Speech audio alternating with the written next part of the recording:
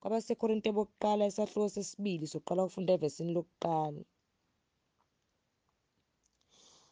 Nami, bazalwane, ekufikeni kwami kini angifikanga nobungcweti bokukhuluma nokuhlakanipha, ngimemezele kini ubufakazi bukaNkulunkulu, ngokuba nganquma ukuthi angikwazi okunye phakathi kwenu kuphela uJesu Kristu, lo owabethelwa esiphambanweni.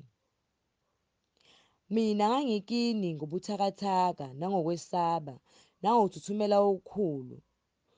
Nokukhuluma kwami nokushumayela kwami akubangwa ngamazwi okuhlakanipha ahungayo, kepha kwaba ngesibonakaliso sikaMoya nesamandla, ukuze ukukholwa kwenu kungemi ngokuhlakanipha kwabantu, kume ngamandla kaNkulunkulu. Kepha ukuhlakanipha sikukhuluma phakathi kwabapheleleyo, ukuhlakanipha kambe okungesikho okwalesi sikhathi nokwababusi balesi sikhathi ababhubhayo, kodwa sikhuluma ukuhlakanipha kwaNkulunkulu emfihlakalweni efihliweyo uNkulunkulu, ukumisela ngaphambili kube yinkazimulo yethu kusukela kwaphakade,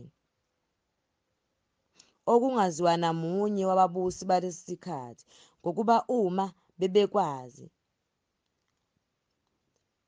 babengayikuyibethela esiphambanweni iNkosi yenkazimulo.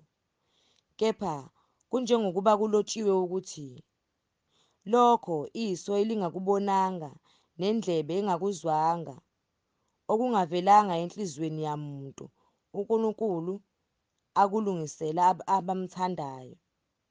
Ngokuba kithina uNkulunkulu ukwambulile ngoMoya, ngokuba uMoya uhlolisisa konke, yebo, nokujulileyo kukaNkulunkulu.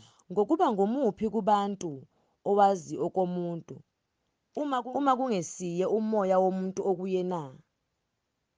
Ngokunjalo nokukaNkulunkulu akaziwa muntu, kuphela nguMoya kaNkulunkulu. Kepha thina asamukelanga umoya wezwe, kodwa umoya ovela kuNkulunkulu, ukuze sikwazi esikuphiwe nguNkulunkulu ngomusa,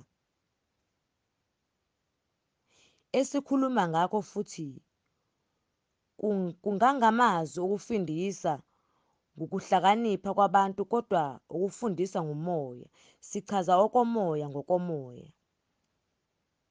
Umuntu wemvelo kakwamukeli okukaMoya kaNkulunkulu, ngokuba kungubuwula kuye, angeke uqonde, ngokuba kubonisiswa ngokomoya.